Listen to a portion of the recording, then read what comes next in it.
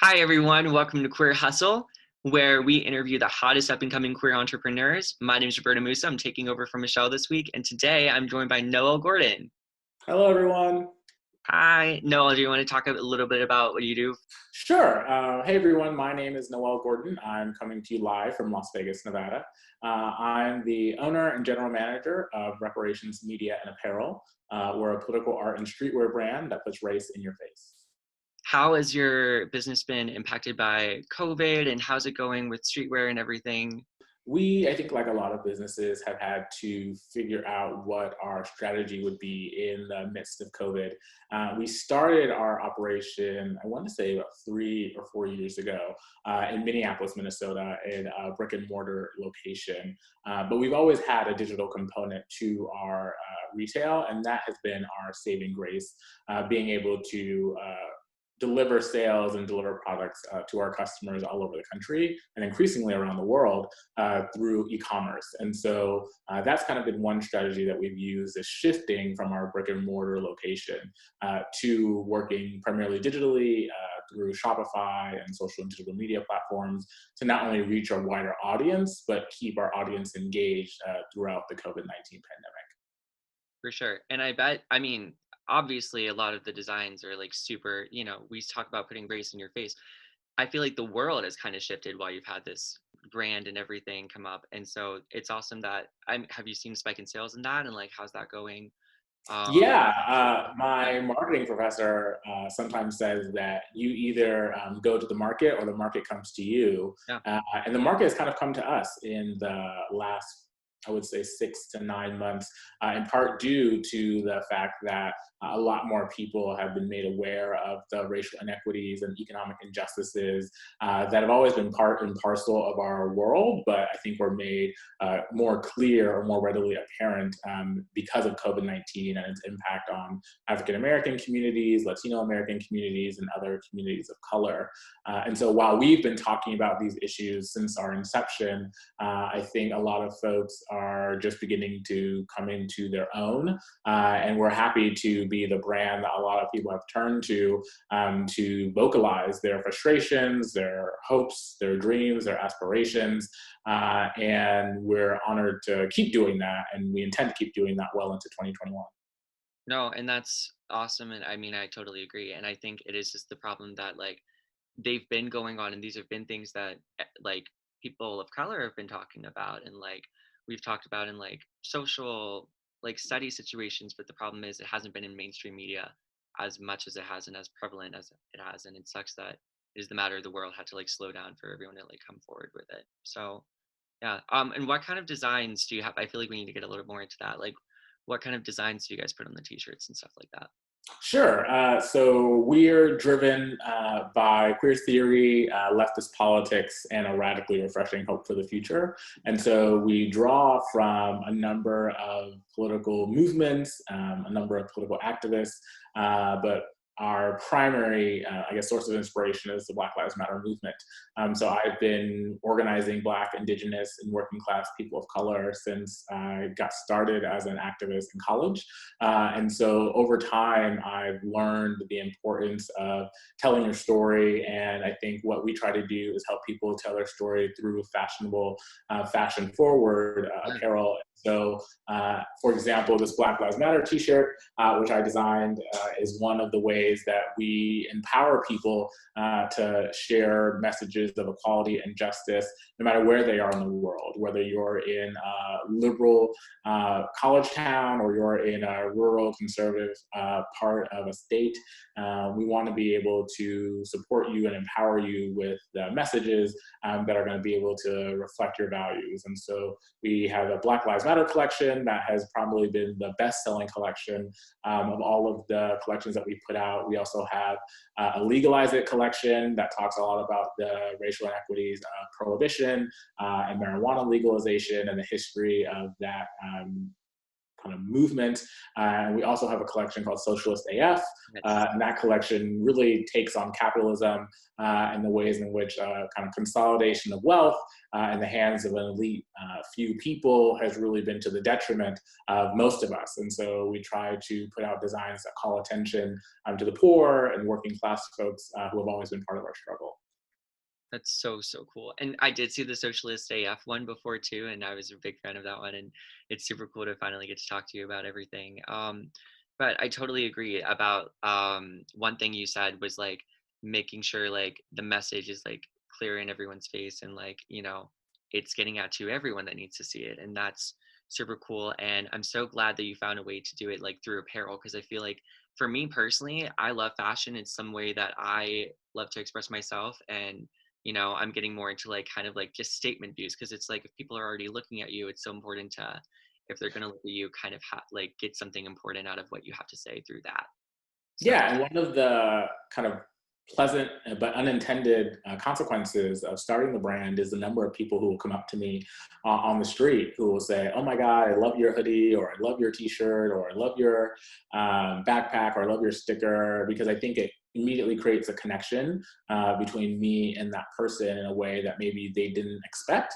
And so a lot of folks who I think I maybe wouldn't expect to be in support of the Black Lives Matter movement because of my own biases or assumptions, have really, quashed those biases and assumptions by saying, "Hey, like, look, I stand with you, I support you," and also vice versa. I've also had people who, when they are wearing something that I've created, I was like, "Oh, like I never would have thought that someone, in Australia or in New Zealand or in some of the other places where we sold our products would resonate with some of the messages that we've created." But I think it just speaks to how universal the values of equality and justice are and how they transcend race and gender and sexual orientation and other lines of difference. And that's ultimately what our clothes are about. We want our clothes to be worn by anyone at any time. And I think that has been one of the beautiful parts of it, is that it's not confined to one race of people or one class of people or one gender of people. yeah. It really is a broad coalition of folks coming together to demand change. No, and that's amazing. And that's exactly what needs to happen. And that's so cool to hear like it's not just, anytime, anywhere. It's or what am I saying? It's not just anyone or anywhere, it's everywhere. So Mhm. that's super cool to hear that, it's actually getting across everywhere it needs to be getting across. So that's really amazing to hear it's not just like confined to the States. And speaking of the States, we obviously had a very important election recently. Yes. Yes, thankfully it went Biden's way. But talk a little bit about that and how being in your kind of business, like what that was kind of like going through. Sure. Yeah. So one of the very first designs that we put out was a "Fuck Trump" T-shirt, Yeah. and that was sort of how we got started. We started in the wake of Donald Trump's election, and there was a lot of frustration among all types of communities, but people in my community in particular, who wanted a way to voice their opposition to what they saw was a racist, sexist, authoritarian leader who was about to inflict harm and havoc on the people that we care about. And there was just nothing quite like "Fuck Trump" to encapsulate that so well. And so when we toured the country and would visit different conferences or events, people would say, "Oh, you're the people who make the "Fuck Trump" T-shirt." And we would say, "We are." And then we would sell them one. And so we have been working in ways big and small to help defeat the Trump administration, and I'm very happy that he did lose the election, although I don't think it's the last that we've seen of Donald Trump. That said, because we are a left of center political brand, we're not all that happy with Joe Biden either. Right. In truth, to be honest with you, I think Joe Biden in many ways is a return to the status quo, which wasn't working for a lot of people before Donald Trump.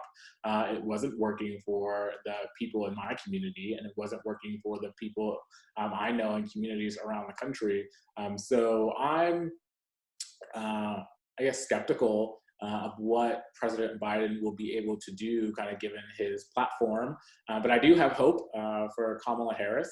She's someone who I think perhaps could work with Joe Biden to enact some sweeping changes to marijuana criminalization, to the war on drugs, to economic inequality, and so many of the other issues that are facing young queer and trans people of color who make up a large part of our base.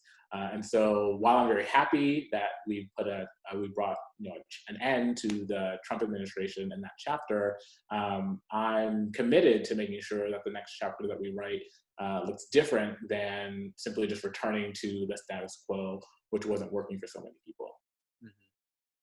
No, and I hear that because especially you talk about like, and this is something that came up when you were talking to me, when you said like you guys initially started like 4 years ago and put out the fuck Trump t-shirts, that's kind of in a way unifying people by like people coming up to you and being like, oh my God, you guys did the fuck Trump t-shirts. That's amazing. But then we go kind of further down the line and, so yeah, okay, Biden won and that's good and there's hope. At the same time, there's more progress that can be made. And it's the question of, can he actually do it? Is he the person to do it?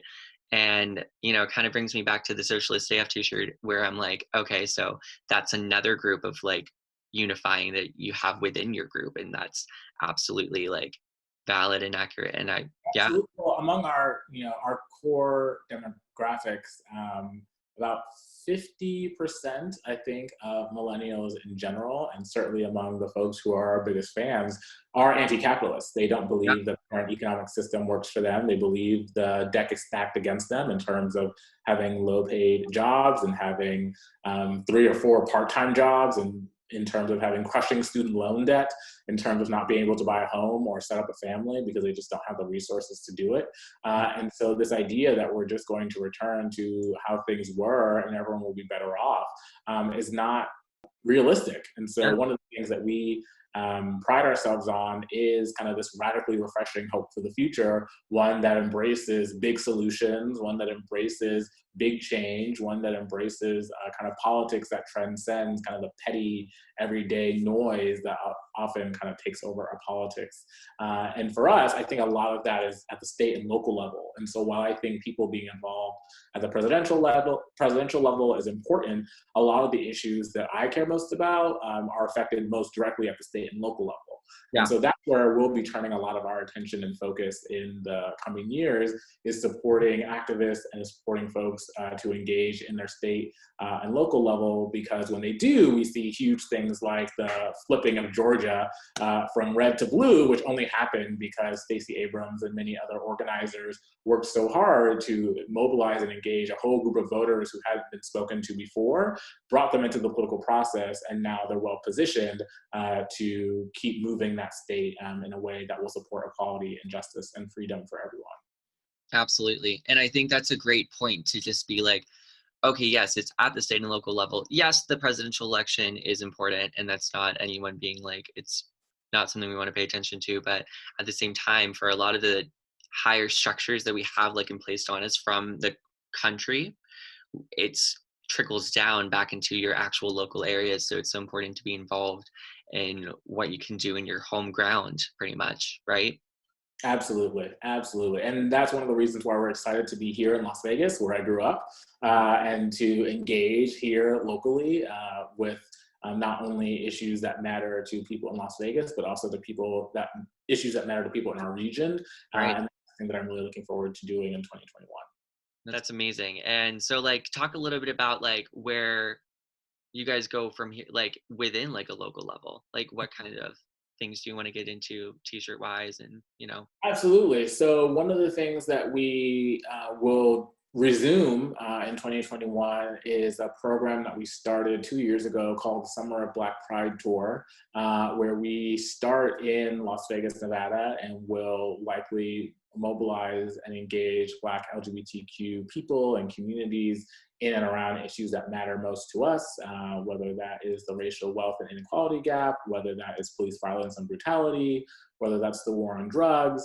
There are a number of issues that matter to African-American voters and African-American families that are, I think, our hope in bringing to the fore front and making sure that people know that just because we had an election, we're not going to be taken for granted, but rather kind of utilize and flex the political muscle that we demonstrated to ensure that we see changes in the local level. And one of the ways that we're going to do that is through our Summer of Black Pride tour, which essentially is a tour of majority Black cities and states and areas around the country around Pride season, and really just celebrate African American history, African American culture, and connect people to the resources needed to affect change in the local areas. We did this in partnership with LGBTQ brand called Progressive Threads 2 years ago, and that's really where we got our customer base from.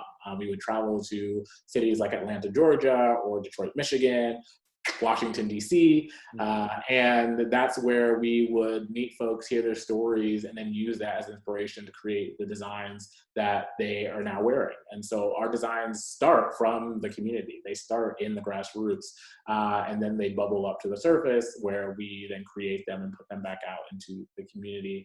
And so we weren't able to do the Summer Black Pride Tour this year, 2020, obviously because of COVID-19 and the need to create social distance, but we're hopeful that in 2021 that we'll be able to resume that event in ways that will keep people safe, but also keep people prideful and engaged and mobilized. And I think a lot of folks will want to do that after having been quarantined for so long. So that's one way that we'll be engaged. And the other way is by providing mutual aid and direct funds and resources to nonprofit organizations that serve people of color communities. That's another way that we try to walk the talk, is by reinvesting our profits, not only in our workers, not only in our products, but in the actual communities we work and live in through nonprofits and other charitable groups. Very cool. No, and obviously that's amazing work. And I love hearing that you guys really take the voices from your community and put them to the forefront and go from there and like do the whole grassroots campaign. That's amazing. And so kind of going off that, a main question we get at QueerHustle is like, what does being queer have to do anything with business? And so kind of something where I'm wondering from your take is, what does like being Black and queer have to do with business? And a lot of people are like, why do you focus so much on that? But it's like your identity kind of makes yourself. So I kind of want to hear more about what you might have to say on that. Absolutely. Well, I think for starters, the idea of telling your story and wearing your story on your sleeve is a distinctly queer message or queer value. It was through coming out that Harvey Milk and other LGBTQ activists said that we can gain acceptance and that we can fight for our rights. And I think history has proven that true. When queer people are quiet and when queer people are small, when queer people are fearful, people take advantage of us. They take advantage of our silence. When we're loud and we can't be denied, then they're more likely to listen and they're more likely to treat us as full and realized human beings. And so it's in looking to queer culture and queer politics that so much of our brand takes the in-your-face attitude and mantra and swagger. And so a lot of our roots come from, queer politic, a queer sensibility, a queer style. And if I wasn't queer, I don't think that would be a part of our brand. And it's something that differentiates us from other brands. When we go to, for example, Black-owned business bureaus or Black-owned business conventions, we're often the only organization with an LGBTQ pride flag up. And we do that intentionally because we want to send a signal that all types of Black people are welcome here. All types of people of color are welcome here. All families are welcome here. And so it's very important to me that the queer aspect of my identity shine through because it has brought so much richness and diversity to our experience and my experience that I think people appreciate when it kind of comes through and kind of create a point of connection for others. And so we will continue being queer here and in your face. And I think for us, that includes highlighting the ways that our queerness might be impacted by issues of race and racial justice, since that's another element of identity that means so much to people. No, and that's awesome. And I think that's truly the matter. It's everyone's been silenced for so long. finally marginalized people are coming to the forefront and we're being given voices, and that's kind of the wonderful thing to one side of like having like social media where you can like blast things out and like it's everyone's getting a voice. I something I do find with an older generation a lot is like a lot of people say, oh, that person's so sensitive and stuff like that. It's like, okay, are they sensitive or were you just not listening before? Were you not like giving them the voice to talk?